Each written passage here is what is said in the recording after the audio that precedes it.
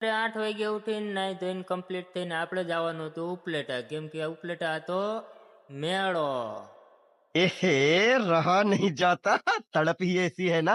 नहीं नहीं પછી તો ઉપલેટા જઈને સીધા ગાંધી બાપુને ગોઈતા, કેમ કે ગાંધી બાપુ ગીસામ ન હોય તો ઉપલેટા વાળા ભણના દીકરા ઘરવા નથી દે.